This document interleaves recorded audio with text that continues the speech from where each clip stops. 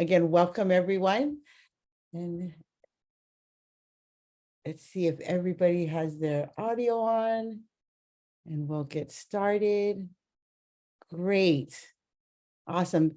Thanks everyone for joining. You are attending the STEP Annual Performance Reporting Webinar. We've got a lot of things to go through today, but before we get started, let's go ahead and get disclaimed. This presentation was produced under U.S. Department of Education contract number GS00F115CA with Synergy Enterprises, Inc. The views expressed herein do not necessarily represent the positions or policies of the U.S. Department of Education. No official endorsement by the U.S. Department of Education of any product, commodity, service, or enterprise mentioned herein is intended or should be inferred. Okay, now that we've got disclaimed, let's get started. Again, I'm Oleni. I'll be your facilitator today. Also on this webinar is Donna Bussell, your STEP Interim Program Officer. Hi, Donna. Hi, Olani. Hi, everybody. Good to see you here. Thanks for joining. Again, also with us today is our the rest of the TA team. And let's move into the agenda. And so I just wanted to provide an overview of what we'll be working on or going through today. We are going to be covering all the different parts of your APR. We really want to encourage you and thank you for attending this webinar. Also, we will be providing both the recording as well as all of the documents and tools that we have created to help support your successful completion of your APR that will be in a follow-up email a couple days after this actual webinar. Also, the recording, of course, once it's been processed, will be loaded up onto YouTube in order for you to access and watch maybe alongside while you're doing your APR, or maybe, there might be something you forgot that you want to sort of go back and review. All of that, again, will be in the recording. So for today, we're going to go through, again, like I said, all the different parts of your APR, including your cover sheet, executive summary, part A, which is really the heart of all this work, part B and part C. And then at the end, we'll be going over some upcoming events. Now, STEP is a relatively small group, and so I really want to encourage you. You could go ahead if you have any questions, come off mute and just go, hey, Oleni, or whatever, let me know that you have a question. Also, if you have any questions, you can go ahead and put it in the chat.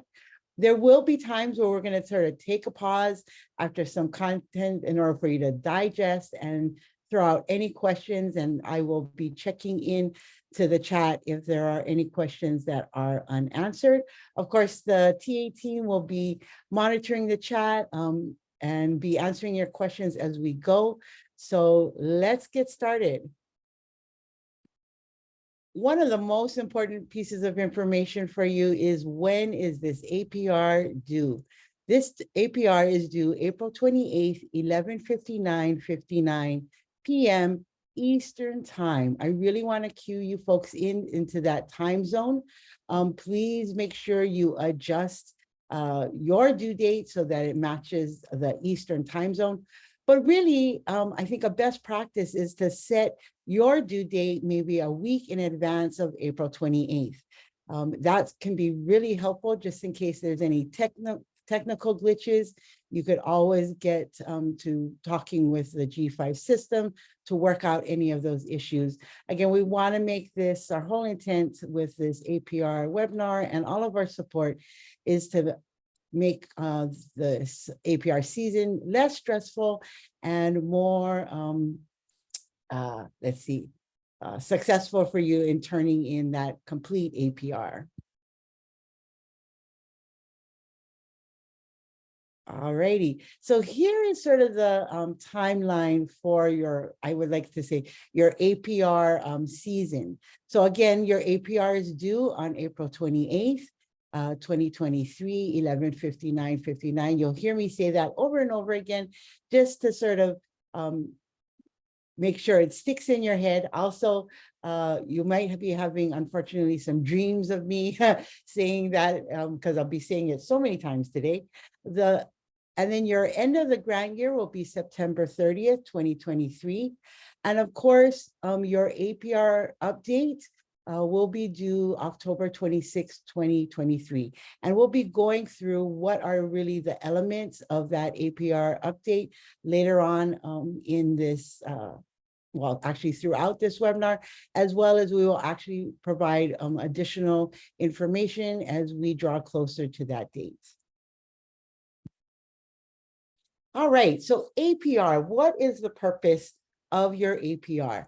Really, the heart of it can be best summarized in that the purpose of your APR is for you to demonstrate substantial progress toward meeting approved project objectives. And that's sort of at that bottom of the top bullet there. It's an opportunity for you to communicate with your program officer about the progress, and in particular, the substantial progress you are making as it relates to your project objectives. That is really the heart and the purpose of the APR. The APR is reviewed and analyzed to assist OIE to better serve and to also, also to determine substantial progress. And so this is actually reviewed and utilized to make decisions and also to inform OIE about sort of what's happening out in the landscape of STEP. One of the first tools we'd like to share with you is the APR checklist. And so you can use this tool in different ways. It's a great tool to sort of review before you jump into completing your APR. It's also a great tool to utilize as you are going through the different parts of the APR to ensure that you have all the elements that OIE is looking for in the actual APR. And then it's another great tool. I mean, it's a great tool to use as you are maybe completing your APR, just to do a final check to again make sure that you have all the elements that OIE is looking for each section. So we really want to encourage you to utilize this tool.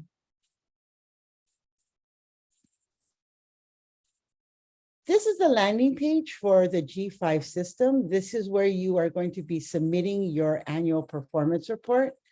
Again, you really want to be aware of scheduling. Sometimes the system is closed for updates and maintenance. You want to make sure you're checking your time zone. Again, this is the federal government, so it is based on Eastern time zone. So you really want to make sure that you adjust your clock for that. Also, that box in red right there is the help desk information.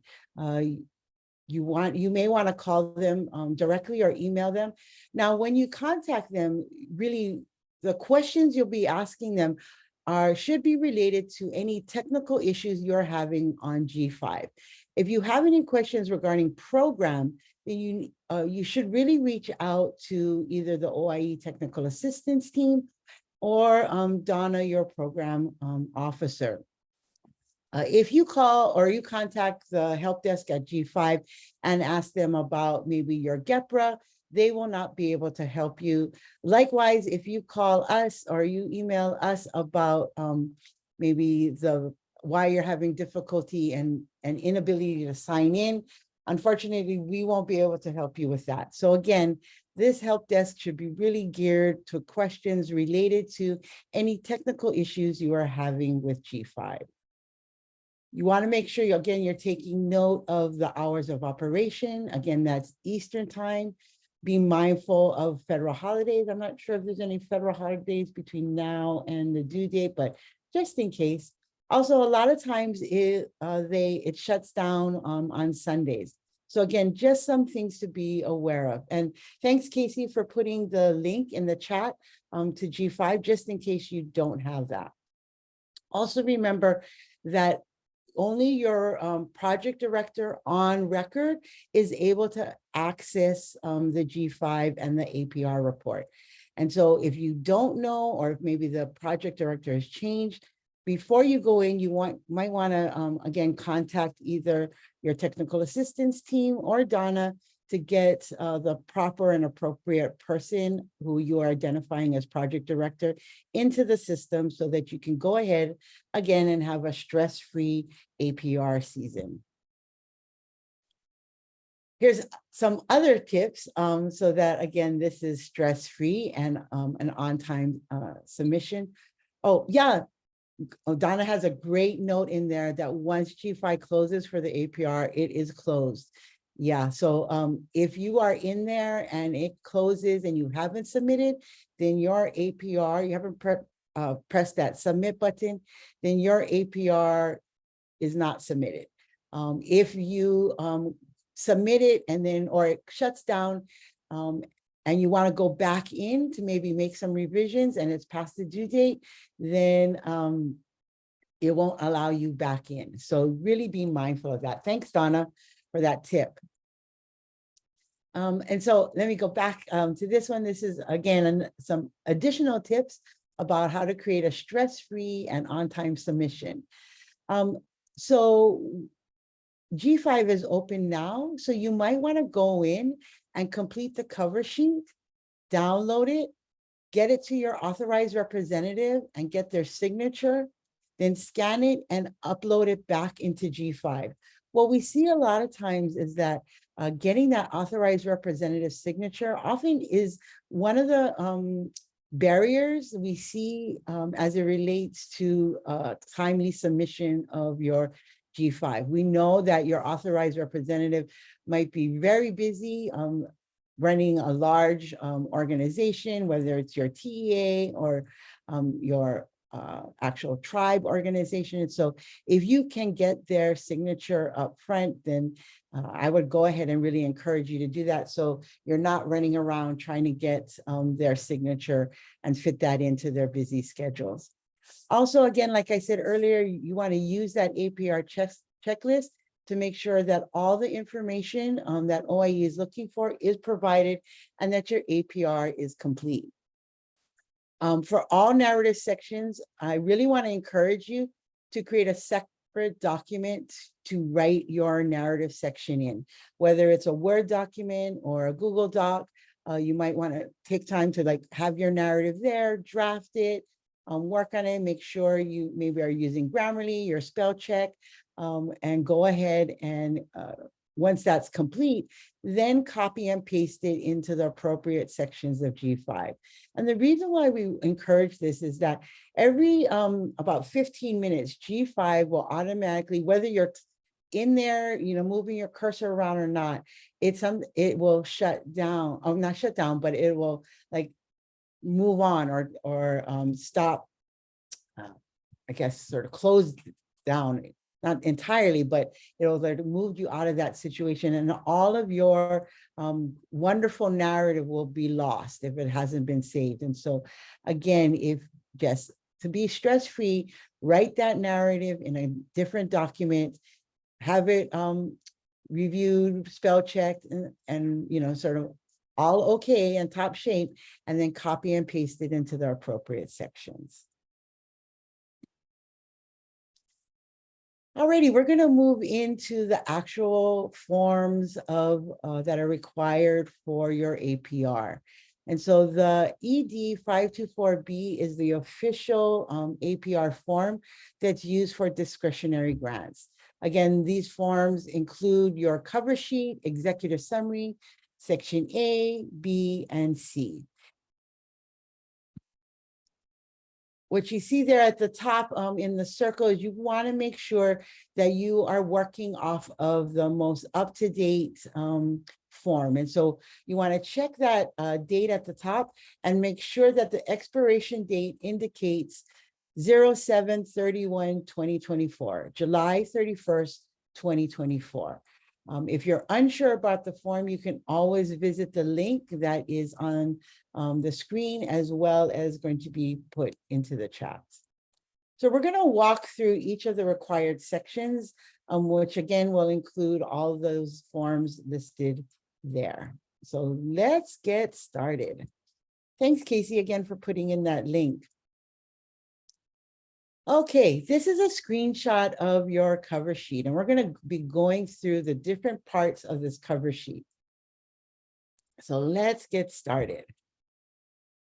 This first box right here is really your PR number. So you want to make sure, I know some of you may have multiple grants with OIE, so you want to make sure you are putting in your STEP PR award number so that it can really note which grant this is referring to.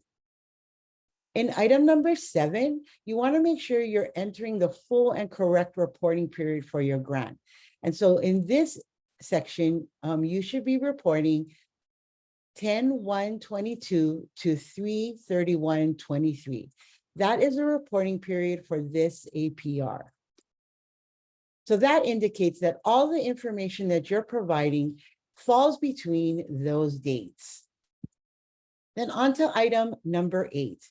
These amounts should reflect what you have actually spent or obligated and drawn down, and it should match the drawdown that's in G5.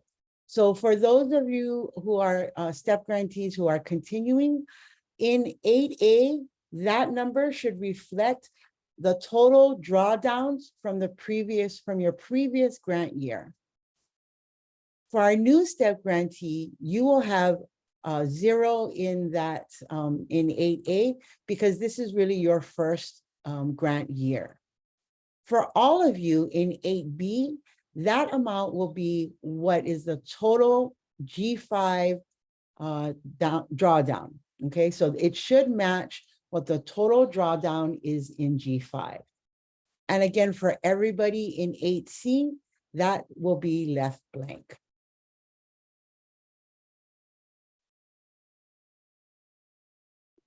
All right, moving on to item number 9. Oh, yeah. Lonnie, Yeah, go ahead. Allison has her hand up. Oh, I'm sorry, Allison, go ahead. Just a clarification on the term obligated. I want to make sure, and maybe this is just because I'm thinking with our internal tribal policies, we don't draw down funds that are obligated, like the purchase order, and we don't draw funds until they've been expensed and become actuals. That way we don't have excess federal cash on hand. So when you say obligated, you're just asking for the stuff, your definition is actually spent, not the stuff we have like in contracts with our contractors that hasn't been paid out yet, right? What obligated means is that it is the actual amount that has been drawn down, and that should total the drawdown amount reported in G5. Okay, so you want to know the revenue drawdown. Yes. I want to clarify just to make sure. Okay, because in section B, I go over like all the expenditures and encumbrances and obligations, those things. That's correct. Okay, making sure. Yeah, that's perfect. That works. A lot of times, obligated means like you just pointed out, means different things based on your organization. So thanks for clarifying that. Thank you. Yeah. Okay, so let's see. Okay, so here in section number 9, this is really where you are going to be providing your indirect cost information. You want to make sure this is completed thoroughly. Also, one of the key aspects in item number 9 is to include the valid indirect cost rate agreement dates. And so those dates should really cover 10/1/22 to 9/30/23. Now, you may have an expiration date that began before October 1st, 2022, and runs maybe after 9/30/2023, and that is fine. It just needs to make sure that it's within this reporting period. You do not have an expired indirect cost rate. And so you want to note that there. This is an opportunity to sort of make sure that you have the most up-to-date indirect cost rate agreement. If it's been maybe renewed very recently, you want to make sure that you're sending that to Donna so that she has on file your most up-to-date indirect cost rate agreement. Again, if that maybe you just had that renewed recently within your organization. But that is where you would put that date there, and then any other information as it relates to your indirect cost rate. Then item number 10, everyone should be checking NA. You should not be using any human subject or IRB. And then in item 11, this is very important. It's about your data privacy. Everyone should be checking yes. And you should also include as one of your attachments, the corresponding policy. Now, this policy may be found in maybe your employee handbook. Maybe you have a policy and procedural folder that has all how your organization operates. It might also be found in your student handbook. You can just scan an excerpt or copy it and upload that into G5 along with your PDF that you would create for section C.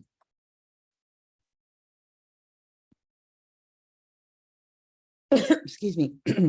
Now, this is the last page of the APR cover sheet. And I'm going to spend a little bit of time on item number 12. This is where you are going to be reporting here whether or not you have all the data that you need. Well, I should say you have complete data for this reporting period. If you do, then you should check yes. And that would mean that you have no 999s reported in your section A. If you do have any 999s that you're reporting in section A, then you will be checking no here. Sorry. You'll be checking no here, and then you will be providing the date of when you will have that data. Now, the latest you can have that data is September 30th, 2023, because that is the end of your grant year.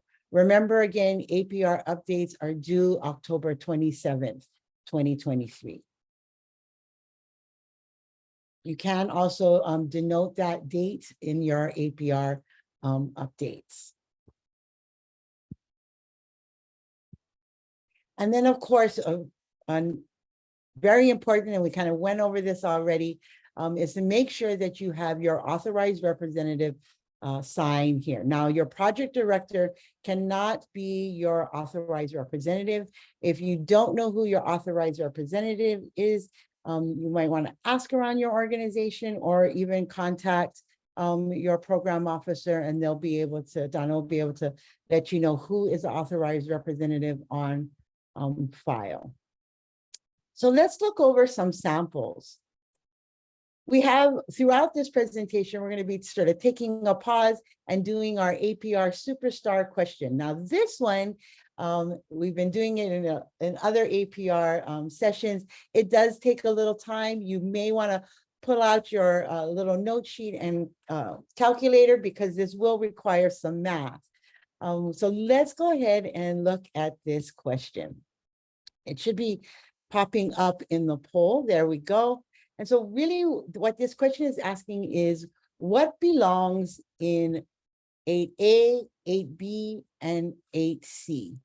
So one of the hints, and well, one of the pieces of information we've provided you is this chart on the right-hand side. You can see one column is about the months, the middle column is about expenditures, and the third column is around drawdowns. Now, you're going to use this chart to answer the questions that have just popped up. I want to cue you in again, remind you that this grant reporting period is from October 1st, 2022 through March 31st, 2023.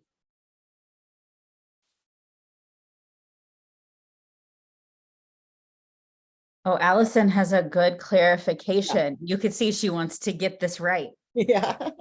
So we will assume that this is a year 3 grantee. Yeah. So you're in your final year of your grant. Although if you're Deidre, you can pretend that you're a year 1 grantee because you're a year 1 grantee. Yeah. Thanks, Sarah. I didn't see that. And great question, Allison, thanks. So we'll take a little for you to do some small calculations. And I look forward to seeing and going over your responses. So again, what belongs in 8A? What belongs in 8B?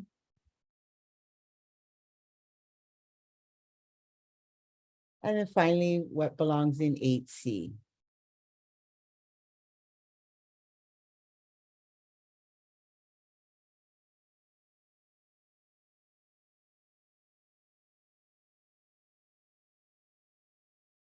A hint is, again, thinking about what is the reporting time period? October 1st, 2022 through March 31st, 2023. Yes, yes, yes, awesome. If maybe you are, maybe your computer is not allowing you to, or your phone is not allowing you to complete the polls, you can go ahead and provide your responses in the chat as well.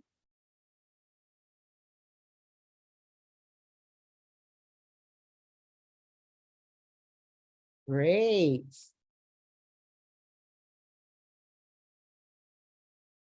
Okay. So far, our one respondent has gotten it all correct. So yes, in 8E, the total drawdowns from last year. So I'm guessing that is a grant, a year 3 grantee. Also, we have someone chiming in around nothingly blank. So I'm assuming that you are our one new step grantee. Awesome. What belongs in 8B? Yes, if you had done the calculations, what you're doing is there is no drawdown being done in October.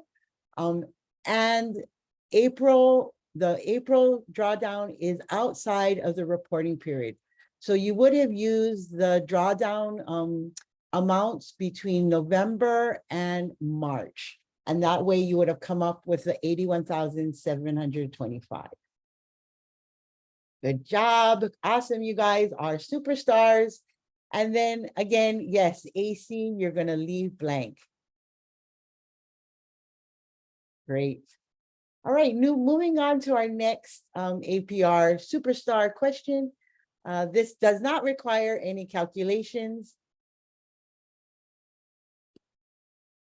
Awesome. And so for this one, our scenario is that 75% of teachers will increase their proficiency in culturally responsive strategies by at least one level in 3 of 4 categories as measured by an observation rubric. Observations are completed by March 31st. What should you mark on number 12?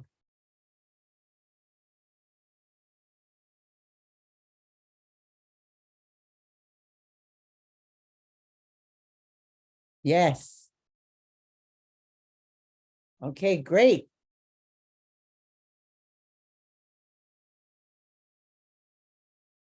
So yes, because that the observations were completed on March 31st, 2023, even though it is the last day of the reporting period, you do have that data. You can utilize the time in preparing for your APR to collect and be able to report that data out, but it would fall within the time, and you would include that data and could say that all of your data was in for number 12. Great. Good job, you guys. And then our next, our final sort of superstar question for this section. Again, this is related to number 12. The scenario is that 67% of students will increase their reading proficiency by at least 5 points as measured by the beginning and end of year benchmarks. So some of the context is that at the beginning of the year, benchmarks were administered in September, and end of year benchmarks will be administered in April. So will you be checking yes or no for number 12?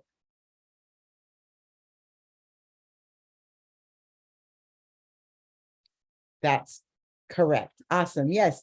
So because your end of year benchmarks will not be administered until April, you would be reporting that in your APR update and use that data that you collected from there in your APR update. So the answer is no. Good job, you A guys. superstar so far. Yes, I know. Step rocks. Alrighty, I see that there's been some questions and I know our team has been busy answering them. Are there any other questions? You can go ahead and come off mute if you have any.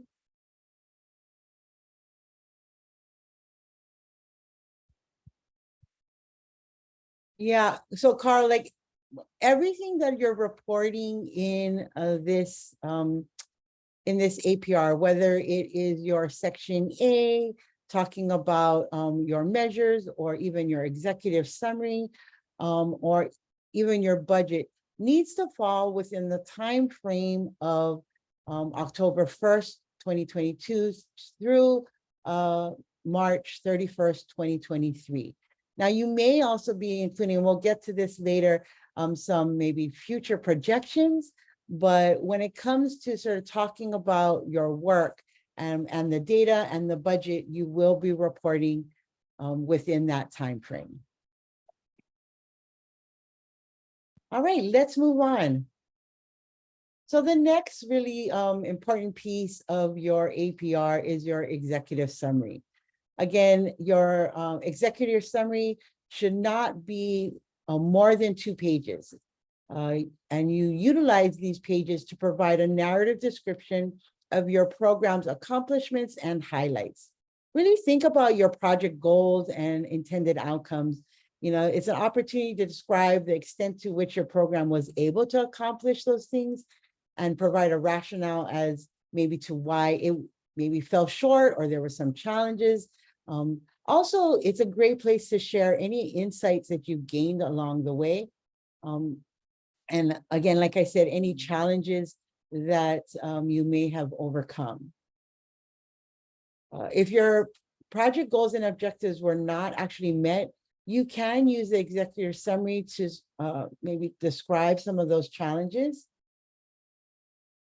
And lastly, in your executive summary, OIE really wants to know about any contributions your project has made to maybe identify best practices, knowledge, or research. Again, here's a tip to hopefully make your APR less stressful. Again, you want to make sure that you are crafting this executive summary in maybe another document like Word or Google. Get it all beautiful and pretty, and then copy and paste it into the form in G5. Again, this executive summary is maximum 2 pages. If there's more that you want to share, you can either include that in your explanation of progress in section A, or also, really share what's going on in your section C. In section C, there is no page limit, and so you can provide us all of the wonderful things that are going on, or even some of the challenges you faced and how you overcame that. You know, sometimes our best lessons are learned through challenges, and it can also inform and help to inform best practices moving forward.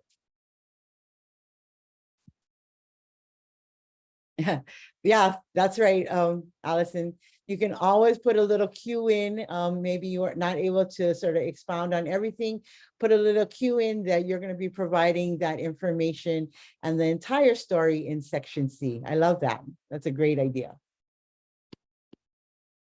So let's take a look at a sample of your executive summary. One of the additional tools that we have created this year for your APR is we have created a sample APR. Now, it's not for you to like copy and paste because it is an imaginary STEP grantee, but it'll give you some insight into really what OIE is looking for. And it's just a sort of sample, and it was actually requested last year as we were going through APR season.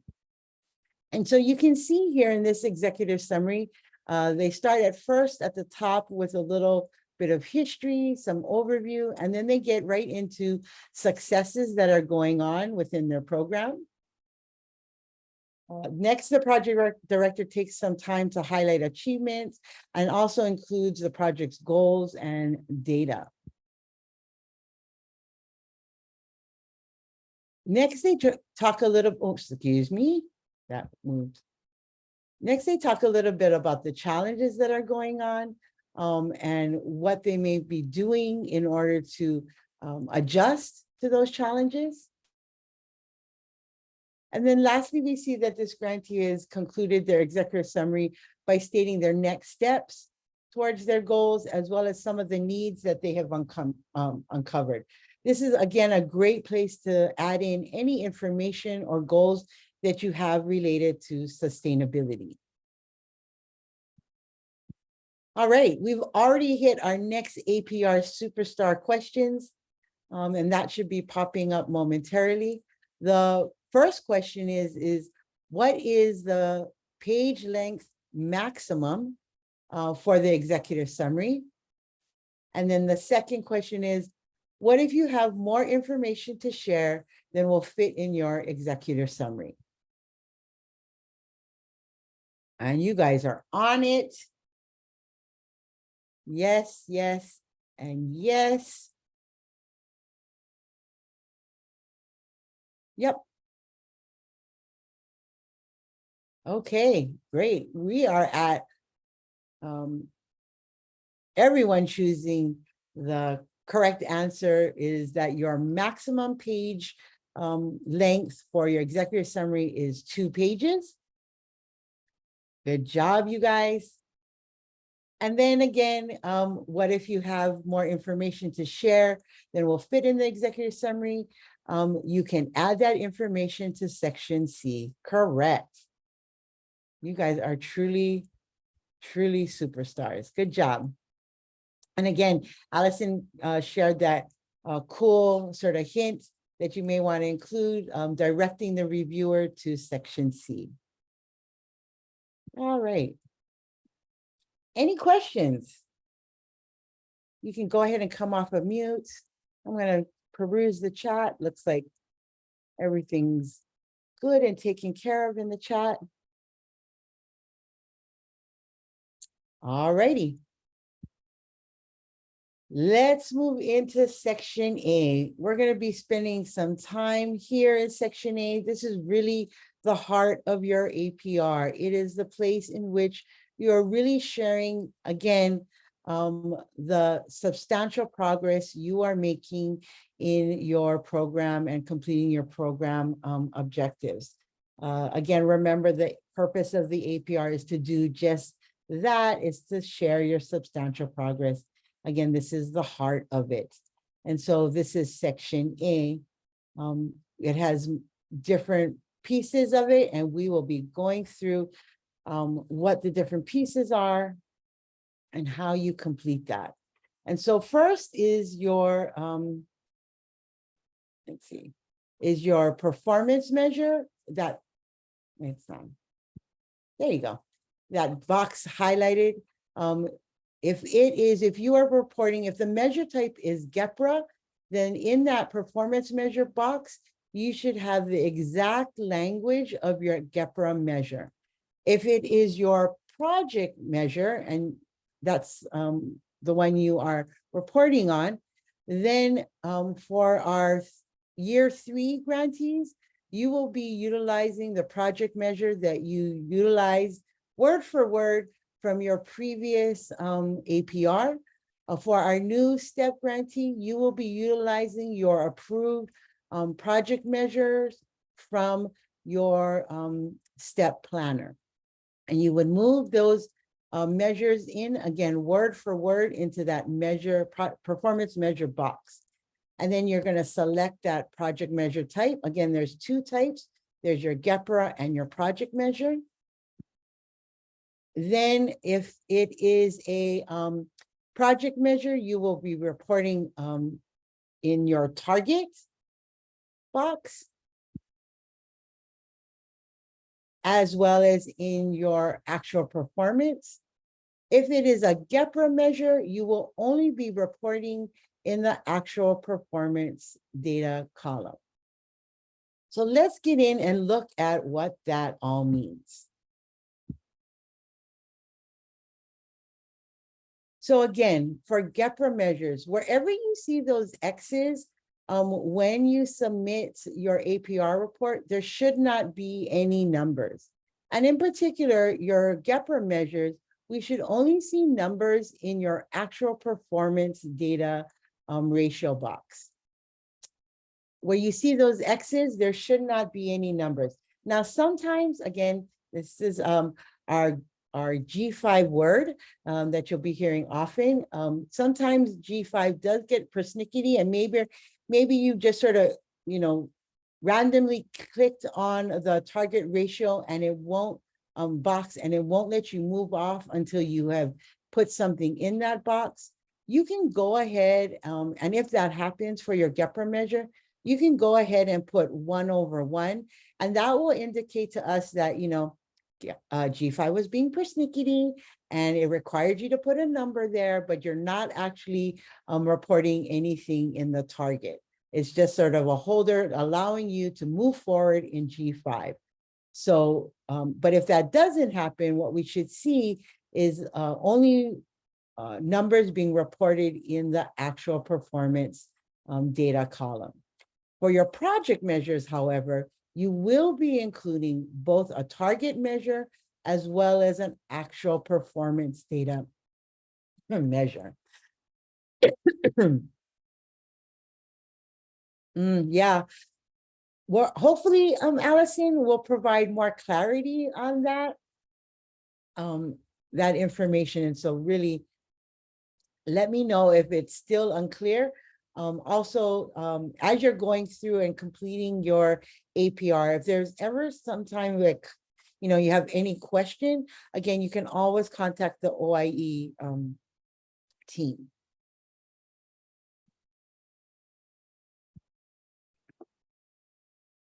Awesome. So when we're talking GEPRA measures, these are all of the STEP GEPRA measures. The ones with the asterisk must be reported by all grantees. Therefore, everyone should include GEPRAs A, B, and C in their annual performance report. All grantees in this current cohort propose to report on GEPRA E and F in their proposals. Only the Connect Tribe proposed to report on GEPRA F. And no one currently is reporting on GEPRA G. And actually, Alani, Shiner Arapaho is also doing GEPRA F. Oh, awesome. Yay. That's We have that's two right. friends on F now. Right. That's right. I remember. Yeah. And that's amazing work because you are doing some really important work, raising up a whole charter school. So congratulations to you. And look forward to seeing your reporting in GEPRA F. Alrighty. Now, again, when you are reporting your GEPRA measures in that section A, basically you want to copy and paste the GEPRA measure wording right into that, that section A. So let's go ahead and look at how you should actually be reporting those GEPRA measures, particularly as it relates to the ratios. So again, all STEP grantees report on this measure. This measure reads the number of capacity building activities offered by the TEA for the SEA or LEA. This can include trainings, technical assistance in areas related to tribal history, language, or culture. So basically, you're going to copy and paste all of that into section A under performance measure. For this ratio, you'll need to count the number of activities you consider to be capacity building that were offered by your TEA. This is the top number in your ratio. the bottom number for everyone should be 1. And in fact, as we go through this, what you'll see is that the bottom number for all your GEPR ratios will be 1. Let's move on to the next one. Okay, similar to GEPR A, this measure is about the number of capacity building activities. In this case, however, the number of activities offered by your SEA or partner LEA. Here again, you're going to need to determine what counts as a capacity building activity and explain this in your explanation of progress. You want to record that number, and that that is the number you want to record at the top of this ratio. Again, the bottom number for everyone will be 1. And just a reminder again that all STEP grantees will report on this measure.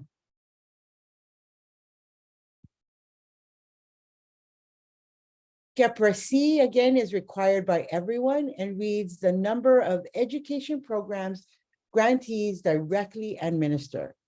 To determine the top number for this reporting ratio, you will count the total number of educational programs that you operate and place that above the number 1. So you're going to count up all the educational programs that you provide and put that over 1. So all current STEP grantees indicated that they will report on this GEPR measure. And this GEPR measure reads the number of teachers recruited or retained to serve students the TEA serves as a result of the STEP grant. So to determine the top number in this reporting ratio, you will count the number of teachers recruited or retained to specifically support this STEP grant, even if those individuals are employed by another agency. So here again, the bottom number is always going to be for everyone, number 1. Okay, pretty easy, right? I mean, we just have to remember 1 is the bottom number, and then we're counting things that have either been provided or again, here, teachers recruited or retained. Yeah, I see that, Allison. You know, there are going to be changes. Maybe your number went down. Again, we really want to encourage you to share that information in your explanation of progress. Let us know sort of what is happening in the community, and also maybe some of the things that you are doing to sort of address that. Maybe it's something that you can't help. Again, we see when it comes to teacher recruitment, you know, that is an issue across the board in education. And actually, it's a workforce issue across all different kinds of fields. But really talk about maybe some of the things that you are addressing or trying to put in place to deal with that. Awesome, thanks for that. So when you are all, sorry. Okay, here we are, the next GEPR measure. So all current STEP grantees also indicated that they will report on this GEPR measure. This GEPR measure reads that the number of work-based learning experience programs created as a result of capacity built using the STEP grant. Again, you're going to count up those activities and put that over 1.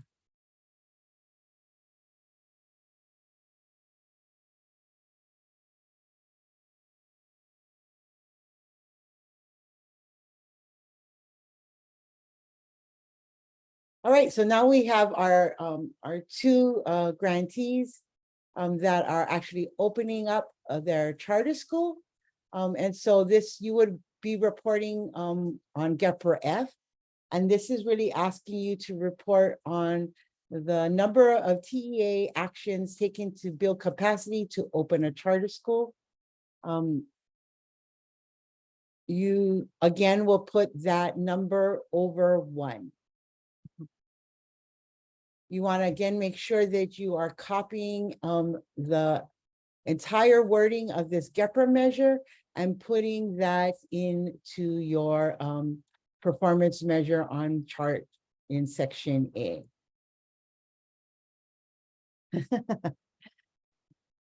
That's hilarious. Carl, I love that comment. So currently we don't have anyone in STEP that is reporting on this GEPRA measure. So there's no need for anyone to concern themselves with reporting on this. So let's look at what these GEPRA measures look like as you go ahead and start to fill out section A. And so you can see again here, we have these like X out markers here. So there should be, as it relates to all of your GEPRA measures, nothing reported in the target column. You should have, though, however, something reported in your actual performance. So again, you can see here by this information that we are utilizing the exact language of your GEPRA measure. Also, the measure type we're indicating as GEPRA. And then you can see that ratio where, again, the bottom number is 1 for all of the GEPRA measures. And then that top number is you counting up those activities and putting that total there on the top number. And then, of course, as we're seeing again in the chat, there are some adjustments you need to be made, some stories that need to be told. You really want to utilize the explanation of progress to indicate first, maybe how you're collecting this data.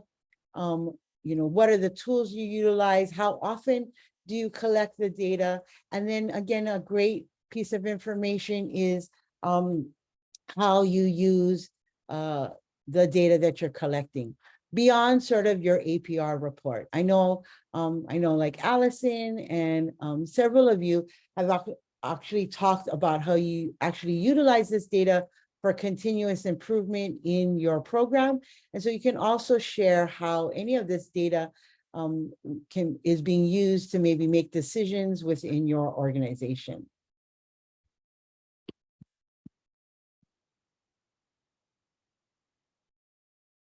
All right, moving on to the other pieces of data, other GEPRA measures. This is for C and D. Again, you can see here how it's being reported. We're utilizing the exact language from your GEPRA measure, and then looking at that ratio over 1, and then providing a really robust explanation of progress.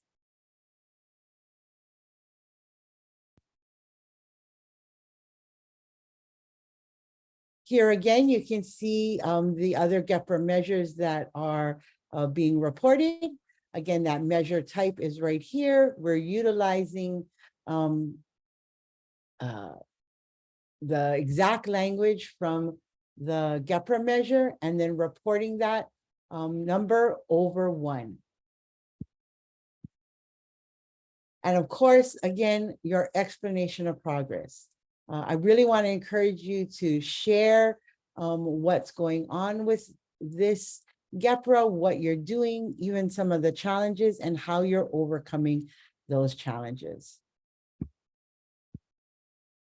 You can see here in GEPRA F, again, they're counting over 1 the activities for creating a charter school.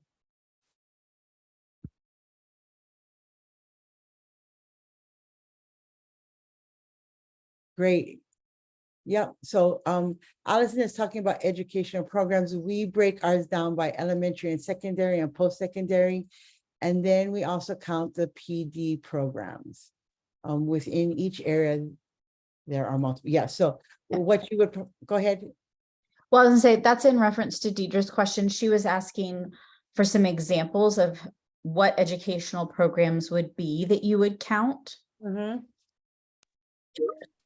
Thank you.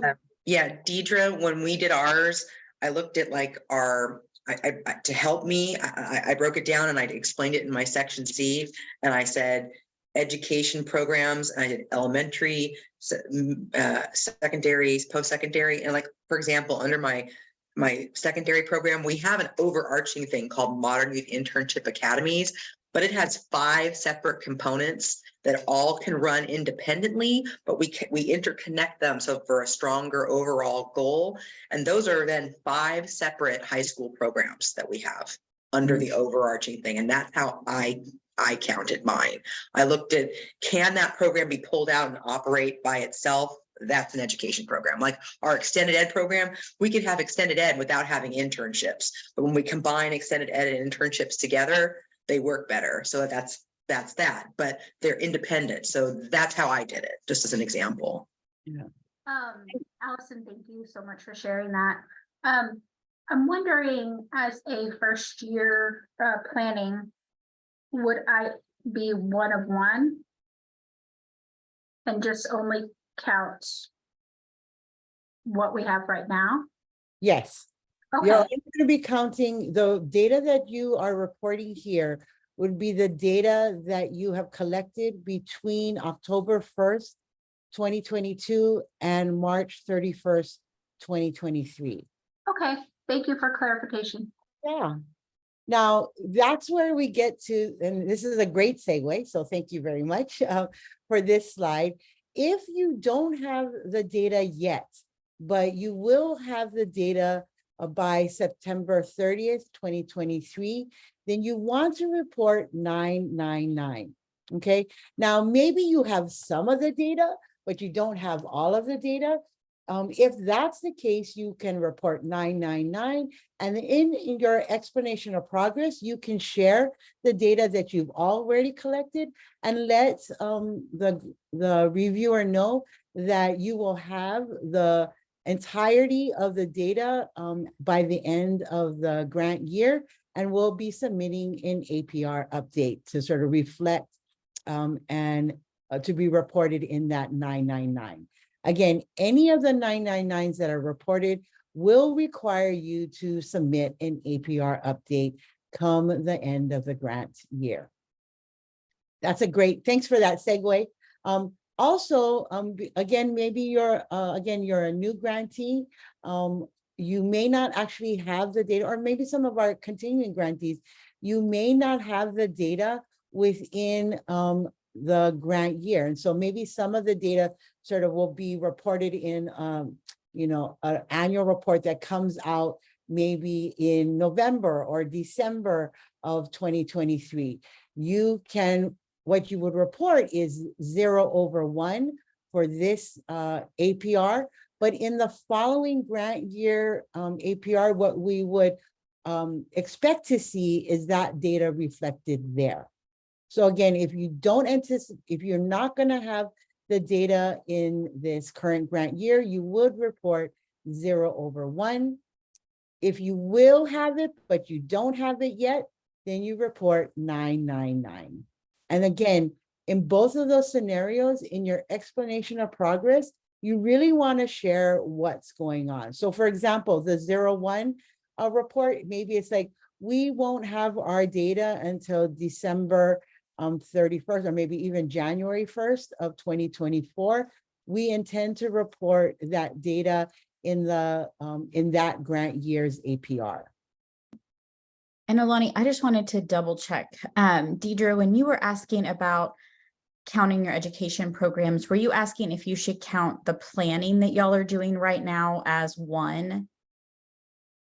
Yeah, okay. So actually, for right now, you would either report 999/999 or 0/1. And the reason for that is the planning isn't an actual educational program. So until you're actually implementing any activities in the schools and with students, you won't have anything to report there. You'll want to report in the explanation of progress about the planning. That's super important to include that narrative about the planning you're doing to launch your education programs. But at this point, if you think you'll have some running by September 30th, then report that 999/999, and you can update that in the fall. Or if you do not anticipate having any running by September 30th, then you would report that 0/1. But just make sure to put that in that explanation of progress, all that information about your planning. Thanks, Sarah, for that clarification. And really, I think because you guys are doing system work that may, I know a lot of the year 3 grantees that was reflected in your early APRs. All right, so now we're moving on to what does this look like for your project measures? And so here's a screenshot of your project status chart. Again, these project measures for our year 3 step grantees should reflect the project measures from previous APRs, all the way back to your first APR. They should be all the same. For Deidre, this will be your approved project measures that are coming out of your planner. And so that should be the exact language there. And then the next thing is, again, you're checking this measure type as project measures. Now we will be seeing a ratio in both the targets and performance data. And that information will really be based on how you are measuring your project measure. Again, if you do not have all of the data yet, but intend to have it by September 30th, 2023, then you will be reporting 999. And then again, you want to include an explanation of progress. So even if you have 999 or a 0/1, we still expect to see your explanation of progress to let us know what's going on behind that number. So again, just reminders regarding Section A. You want to make sure that all of the data that you're sharing is for the current reporting period of 10/1/22 to 3/31/23.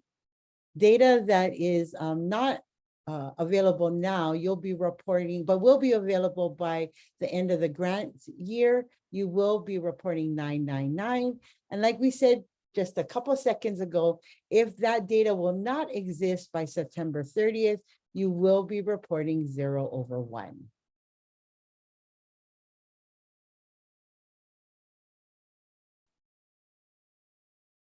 All right, here's our superstar question. And so we should be having a poll popping up.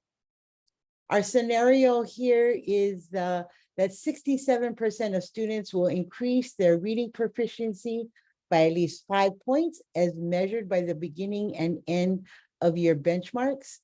The context really is that at the beginning of the year, benchmarks were administered in September, and end of year benchmarks will be administered in April. So how would we complete this chart? And there should be a poll popping up.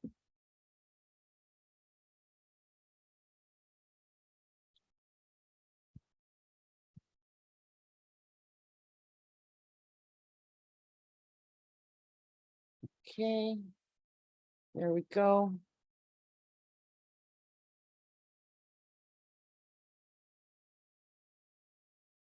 Go ahead and take a couple seconds to review that.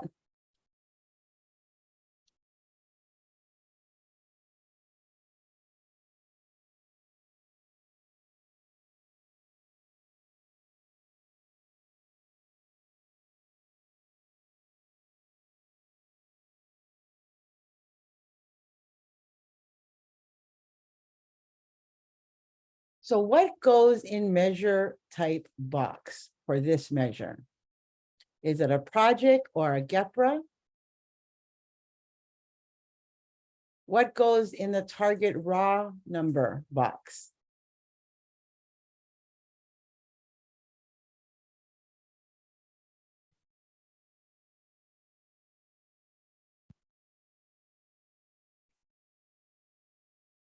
Okay. And then the third question, what goes in the target ratio box?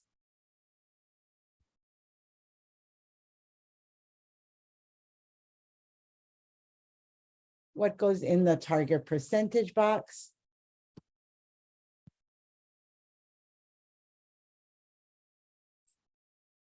Again, so you want to take that information that's on that slide and go ahead and complete those questions.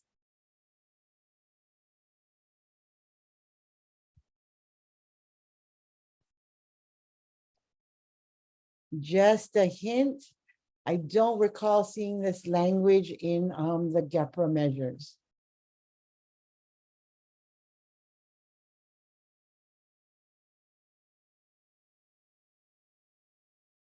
All righty. So let's go ahead and take a look at what should be filled out in each of those boxes. So again, like I gave you that little hint, that is a project measure, not a GEPRA measure. So we would select, excuse me, project measure as the type. Sorry. What goes in the target raw number? There should be no number in that target raw number for this measure. Also, what goes in the target ratio box?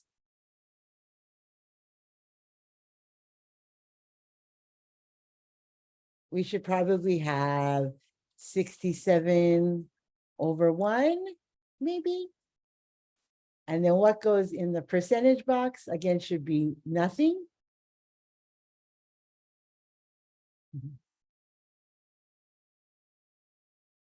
Then we move over to the actual, excuse me, the actual performance data row. There should be nothing there. And then what goes in the actual performance data ratio? Again, that should be our number of 67, or maybe it might be less than that, whatever information you are collecting from that data, over 1. And then again, in the percentage, that should be left blank or a 0.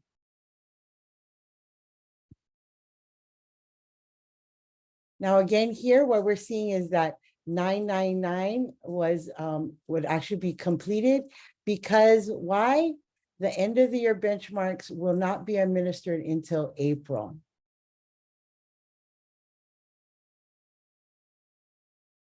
All righty, so that's how that should be reported. Again, you want to see that this project measure is selected correctly. Then let's look at this next example. Again, the scenario is 75% of teachers will increase their proficiency, excuse me, in culturally responsive strategies by at least 1 level in 3 of 4 categories as measured by an observation rubric. Some of the context is that observations are completed by March 31st. 20 of the 30, which actually represents 67% of teachers accomplished this goal.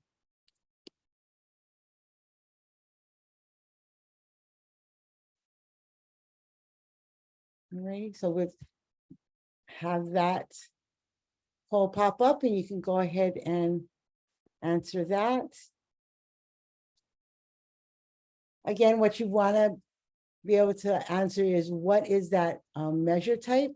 Again, look at the language. Is it your GEPRA measures? If not, then it would be a project measure. Excuse me. What goes into that target raw number box?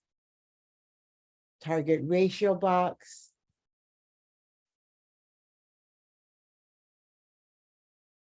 What goes into the target percentage box? And then moving over to the actual performance data, raw number box, and the ratio, as well as the actual performance data percentage box. So as you're filling that out, in lieu of our time, I'm going to move forward to how that could be reported. And so there's actually two ways in which this data could be reported. That first chart at the top shows that it is being reported as 67, excuse me, 67%. So they're actually reporting the percentage. While in the bottom box, what they're reflecting is the number that percentage reflects. And so it would be 20/30.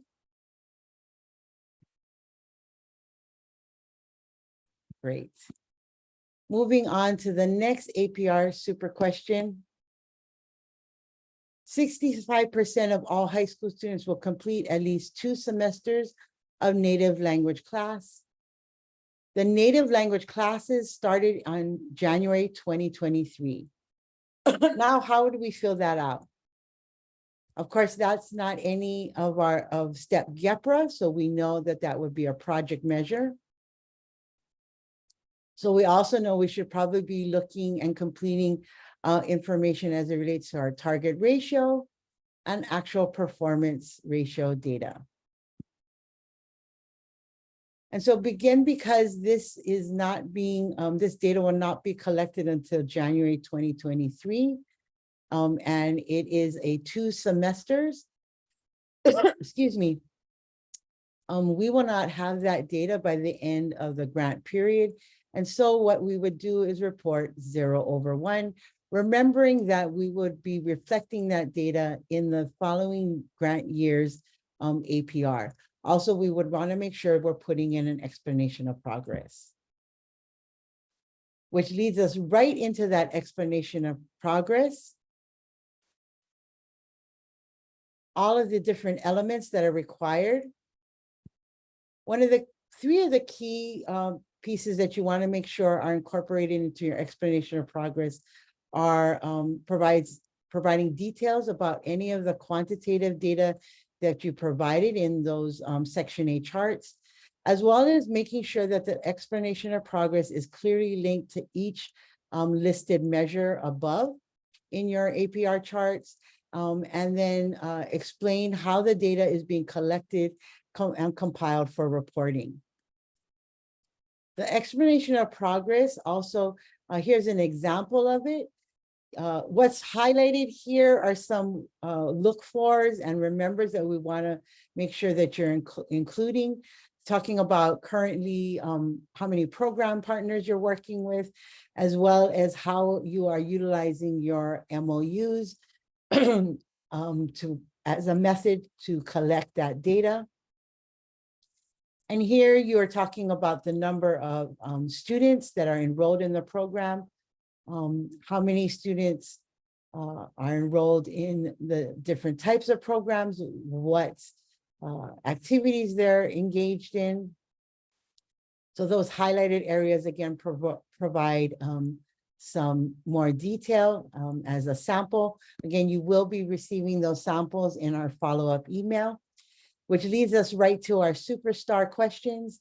What should be in your explanation of progress if you report a 999? As well as the second question is, what should be in your explanation of progress if you report a 0/1? That poll is popped up right there. As you're completing those first 2 questions, I want to kind of get to the next slide with the third question. That third question really is about which is not a good tip for writing your explanation progress. So if somebody was to ask you, what are some good tips about how do I write your explanation of progress? What is one thing on this list that you would not share with that person? So you want to go ahead and complete that data, those questions. And as you're doing that, because of time, I'm going to move to the next and we'll circle back to your responses. We're going to talk a little bit about your APR update.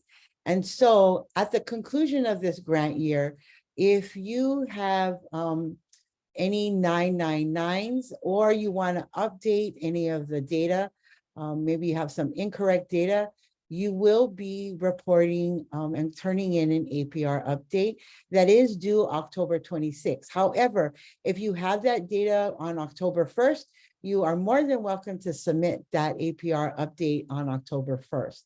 Again, this is an opportunity to update only your Section A data. If you have reported anything in as 999, then we should be expecting to see an APR update from you.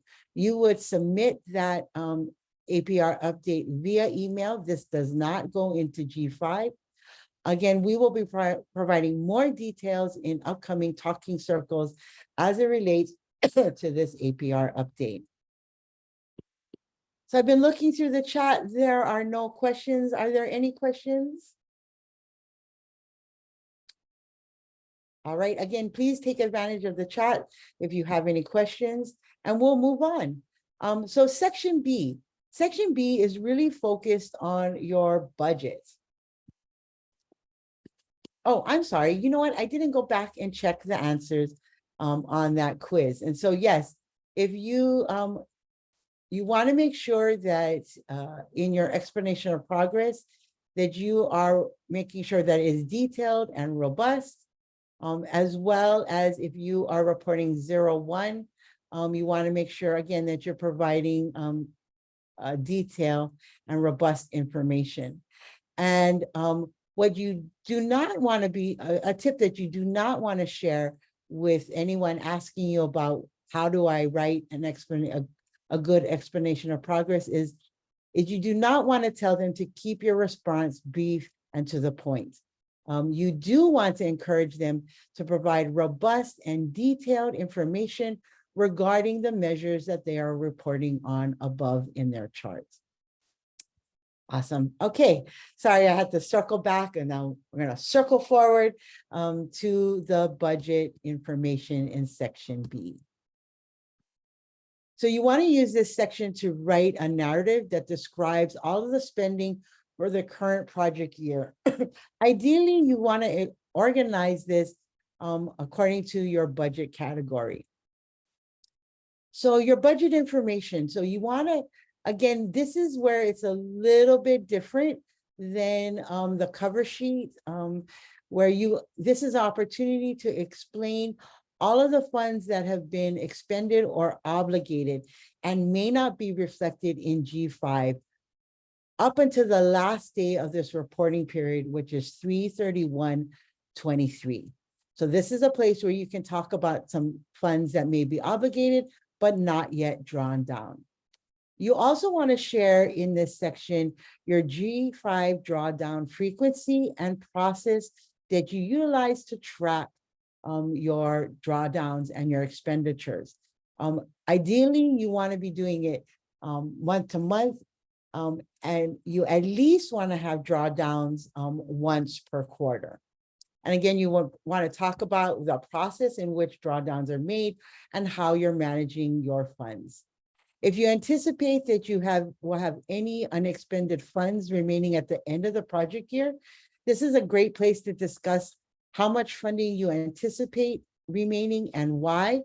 So for example, there's some examples there. Maybe, it took a while for you to hire, and so you won't be expending all of that personnel funds. Again, the goal here is really to expend the funds awarded within any grant award year. I know we always think it's great to save money and maybe carry over, but it is not guaranteed that you will maybe have the carryover along with the same award amount for your next grant year. Also, if it has been a difficult to utilize your funds in the current year, getting additional funds and more funds in your next upcoming grant year is not always a great thing. It can make it equally hard to expend more money in that next grant year. You are going to want to make sure that you are making substantial progress and bringing your program officer along as it relates to your what's going on in your program. And again, this section is a great place to sort of cue your program officer in to what's going on financially, as well as how that relates to the program. Remember that no-cost extensions are not guaranteed. There are criteria that need to be met in order for you to get a no-cost extension, as well as your carryover.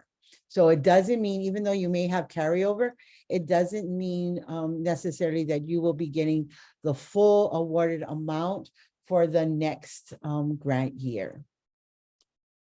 So if you, I'm sorry. So if you're, that's another, let me move on.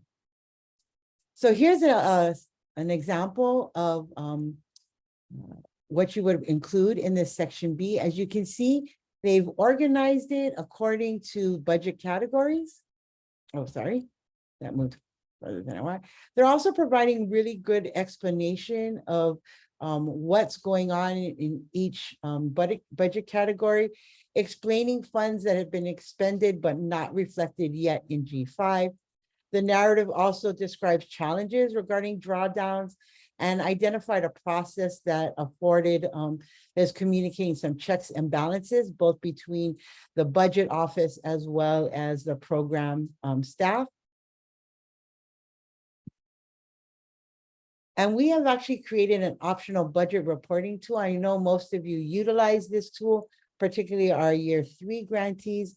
We really want to encourage you to use this tool. If you are not, and you're going to utilize another format for reporting your budget, then you need to ensure that you are covering all of the information that is included in this optional budget reporting tool.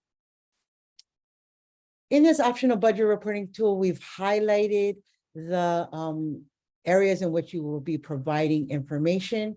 You need to make sure that you are including both narrative and numeric fields.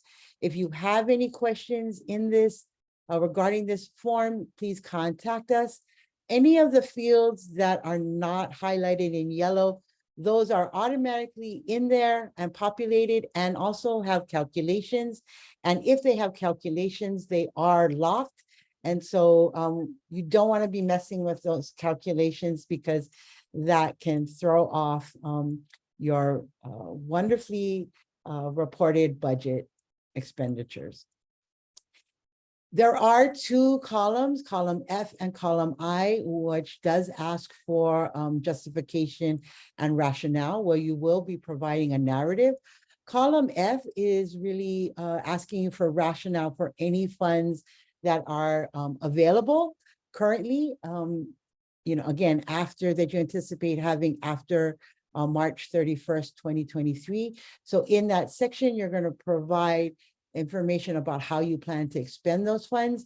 If you, again, have maybe anticipating a carryover in one area or unexpended funds in one area, and you want to, you're anticipating doing a budget revision in order to make sure that you're expending all your funds, this is a great place, again, to cue your program officer into that information. For those of you who may be doing a no-cost extension, you do want to make sure you're providing details. Again, there are criteria for both the carryover funds and a no-cost extension. You need to be showing substantial progress, as well as ongoing drawdowns and utilizing your funds. Here's a example of how we want to sort of see that narrative. Again, this sample will be provided in the sample APR, so you can kind of get a sense of the information that you could put into those columns. So let's look at our next superstar. We have a couple more for this section. Again, let us know in the poll, do you plan to use the optional budget reporting tool? And then do you need a section B narrative tool if you use the optional budget reporting tool? The third question is, do you need an optional budget tool if you use or provide a budget section B budget narrative? And then the final question in that poll is which columns must be completed on the optional budget reporting tool?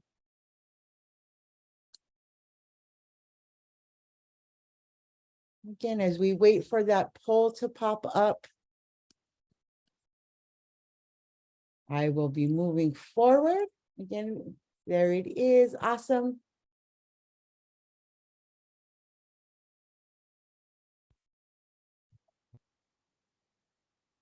Okay. There we go. That's the poll. So let me stop, and as you're completing that, see if there's any questions. I'm going to check the chat. Again, we're coming really close. We have 2 more minutes. I really appreciate you hanging in there. We're almost done.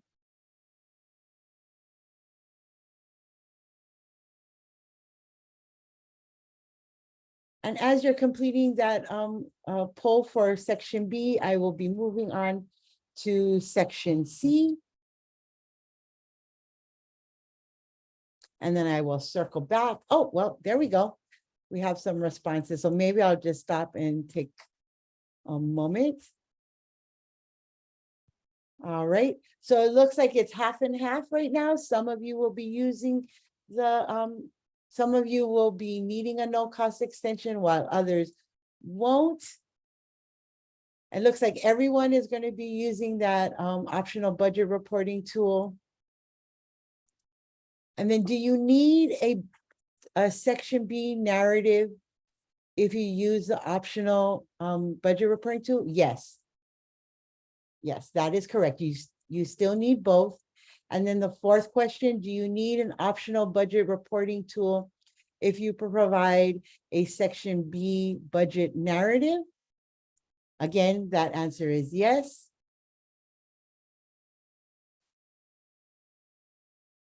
And Carl had a great question asking about NCEs. Those are due August 18th. So this is, you know, in your APR, this is an opportunity to just give a heads up if you think it might be a possibility. So for instance, Carl, if there are some factors where you're saying, if this happens, I might need one. If this happens, I might not. This is a good place to kind of give that context. We, of course, want everybody to put forth every effort to expend all those funds appropriately by the end of your grant. But, you know, if you do think you're going to need an NCE, just be aware those are going to be due August 18th. And we'll give more info at an upcoming talking circle. And Deidre, you can ignore all this no cost extension talk because it doesn't apply to you. Yeah. Yeah. Awesome. Thanks, Sarah. And so the final answer to that last question was you will be completing section B, C, D, F, G, and possibly I if you anticipate any carryover. All the others are again either already in there or will be calculations that will be populated once you start putting those numbers in. And I forgot to mention that for this budget report, you will be reporting budget category totals. So unlike your budget revision where you have to have all of the required sort of like line items underneath each budget category, in the budget report, you are just reporting on the budget category totals. For example, your total of expenditures as it relates to personnel, your total for fringe, travel, etc. Okay, let's move on. Awesome, you guys. You guys are definitely super APR superstars. So let's move on to section C. Now, this is really, section C is a great place. It's got definitely after reviewing many APRs, it's got some amazing information that you're providing. It's a space in which you, again, can include additional information that you weren't able to provide in your executive summary.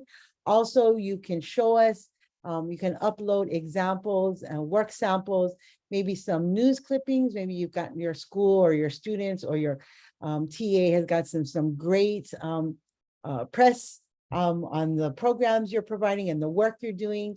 You can go ahead and put that in, as well as maybe you have created an evaluation tool that you're using. You could go ahead and provide all of that in section C. Additionally, section C can also be a place where you are maybe providing some information regarding unanticipated outcomes or benefits. I know when you write a grant, you set off with some real clear ideas about what you expect to do and see. And along the way, you learn a whole gazillion other things. And so this is a great place to share that. Also, you guys are doing some really important system work, building partnerships. Like, again, share the learning and maybe even what you would consider a best practice in section C. Again, like I said, you can also include information that did not fit in your executive summary or section A. Now, how do you share all this information? So you want to go ahead and take all the pieces that you want to share and combine it all into one PDF, and then upload that PDF into G5. We've also created an optional section C reporting tool, and we'll go through that tool that will really help your reporting. This is information that would really help OIE that may not be collected anyplace else.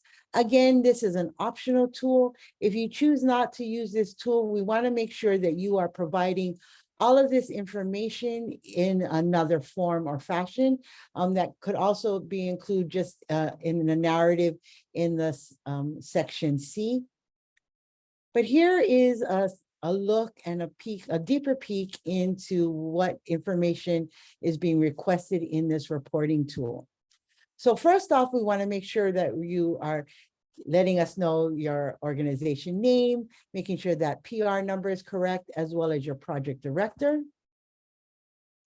Oh, it skipped a box. And also you want to make sure that you're providing in this top box the unique adults that you are working with. Also in this box that's highlighted here, talk about the tribal nations served and the number of tribal students served. Again, you folks are looking at this from a TEA viewpoint. The next piece of information is you want to share what percentage of time your project director is devoted to this grant, as well as the number of full or part-time employees that are working on this project. Then you can share here, and you can select more than one way in which you are delivering your services. Here you want to list all of the services provided. So in this tool, it is not narrative heavy. A lot of it is just listing. And so you can go ahead and list any of the services that you're providing. And then what, if any of those services that you're providing, would you consider are being taught in what languages? Sorry, I had moved on to the next one. And then what if any of these services are evidence-based programs or services? Okay. The next piece is to really look at what, if any, culturally evidence-based services or strategies have been used in your program. Again, this is not narrative heavy. Could be a list. And a list of your partners. Please denote whether your partners are active or inactive. We know partners come and go. They might be with us for a season, so you could just denote whether they are active or inactive. And here you want to talk about any or state any personnel changes. Again, this is all within the time frame of the reporting period. Here's a great question: how you plan to sustain program activities beyond the federal funding. And then describe any planned changes to project activities for the remainder of the project year. So again, maybe through going through this APR and looking at your data, as well as looking at your funding, that you may want to provide maybe some additional services because you are accomplishing all your tasks and you have additional funding, maybe a bridge program or something. You can go ahead and note that here. as well as this bottom portion, again, just one sentence about what is your greatest success, as well as this challenge. Again, this is not a narrative heavy section, form. Also, any additional information you want to include, highlighting tools and resources, including excerpts from program brochures, shared articles spotlighting program activities, as well as documenting compliance for FERPA policies. All right, this moves us into our APR final superstar question, asking you if you plan to use the optional Section C reporting tool. Do you have a Section C narrative? Oh, sorry. Do you need a Section C narrative if you use the optional Section C reporting tool? And then do you need an optional C reporting tool if you provide a Section C narrative? And then finally, the final question, how should you submit Section B and C? And you can look through those options. Go ahead and fill that out. And I'm going to just check if there's any questions. Again, thank you for sticking with us. We're almost done. All righty. I don't see any questions. So we'll circle back to that, that final APR Superstar questions and look at what do you need. And so this is a really helpful tool to identify which forms are already in G5 and which forms you will upload. And so again, you have your cover sheet that's in G5 that you need to complete, print out, and get your authorized representative to sign, and then scan it and upload it back into G5. Section A form is already in G5. So again, you can use the blank forms we provided at the beginning of this or in our follow-up email to create a draft of your Section A and go ahead and paste that into that form in G5. We also have some forms, again, your executive summary, your Section B narrative and optional budget reporting tool, and Section C narrative option, Section C, optional Section C tool that you can complete and then upload into G5. All right, let's circle back and take a look at those questions. So again, thank you. So do you plan to use optional C? Yep, looks like everyone responding is going to be utilizing that reporting tool. That's awesome. Do you need a Section C narrative if you use an optional Section C reporting tool? We have a yes and a no. You can continue to use the Section C narrative if you utilize that Section C reporting tool. Again, that narrative can provide us some amazing information that you might want to share. And then do you need an optional C reporting tool if you use or provide that information in Section C narrative? So again, the key word there is optional Section C reporting tool. However, we do want to encourage you to include the information that's being requested in the optional reporting tool in your Section C narrative. And then how should I submit the Section B and C? Perfect. Again, you want to upload those sections as a one PDF into your G5 submission. All right. We are almost to the end. I just want to remind you, for those grantees who are going to be receiving continuation awards, OIE makes every effort to process all continuation awards. However, there are some things that may hold that up happening before your start date of the next grant year. And those things include not submitting either this APR or your APR update on time, having any missing information or incorrect information, and also if you are not making substantial progress, you may experience a delay in receiving your continuation award. Again, one of the best practices you can have is keeping your program officer informed, and the APR is one tool to do that. OIE will update you about any carryover requests. Remember, you should not assume your carryover requests are automatically accepted or approved.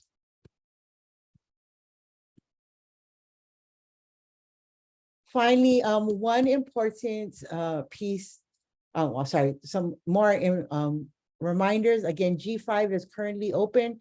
You want to go in there and look around. If you haven't done so already, make sure that you have the correct project director on record. They are the only ones who are able to submit the G5, the APR via G5.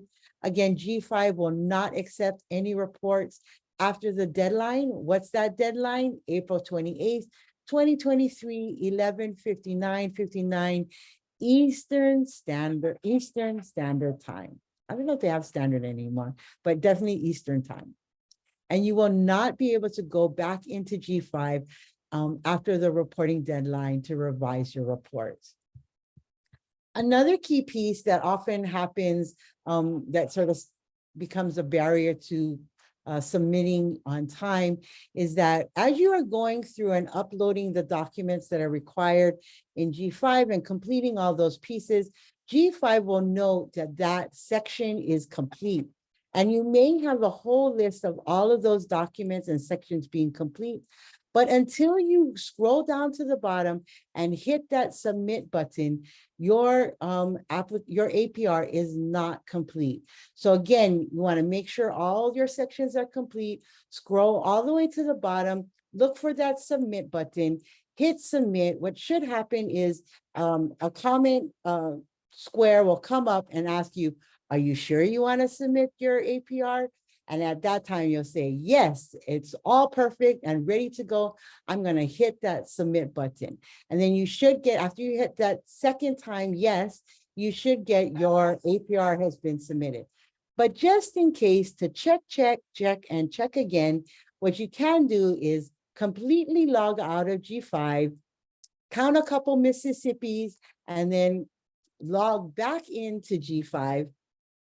And check to make sure that where you see your APR update, when you see your APR report that is actually submitted. If it is not, you want to go back in and try to submit again. Again, this is a great reason why you want to have this happen way before, maybe a week before the actual due date, because there may be a technical glitch that you're going to want to get on the line with the G5 help desk to help you make sure that it is actually submitted. Again, when is that due date? It is April 28th, 2023. You're going to hear me in your dreams tonight saying this at 11:59:59. What zone time? Eastern time. Okay. For those of you who might be looking at a no-cost extension, that will be due August 8th. Again, there'll be more information forthcoming in upcoming talking circles, so you don't want to miss the talking circle. Also, APR updates will be due October 26th. Again, this is only for any information. Again, if you reported 999 or need to revise any of the data in Section 8 only, that you would be submitting an APR update. You would submit that update via email to oie@seiservices.com. There are some upcoming technical assistance opportunities that will be, again, being able to talk with you about your APR. We have an office hours coming up on April 27th. You can see the poll, the end of the event poll just popped up. Please go ahead and complete that as we complete our session. We also will have an all OIE program APR talking circle in April. And then if you have any questions, you can go ahead and schedule a one-on-one coaching appointment at this Calendly invite that's currently in the chat. Again, go ahead and complete that. We just want to let you know of some upcoming events. The student artist competition deadline has been extended to April 14th. So any of your students in a charter school, or Allison, in any of your CTE programs, any of the programs that you are doing, please reach out to them and see if they're doing any work around arts. It has various forms, arts, writing also, and video. And so we'd love to see some of your entries, student entries. Also, a reminder that your project director meeting is coming up June 6th through the 8th. Again, all project directors from every grant are required to attend, but we also want to welcome any of your staff to attend. Again, thank you. I apologize for going long. We covered a lot of ground. Please utilize this tool, the reporting tool, for completing your grant. You will be receiving a follow-up email that will provide not just the forms, but also the sample APR, as well as the recording that you can utilize to successfully complete your APR. Have a wonderful rest of your day. Take care. Aloha.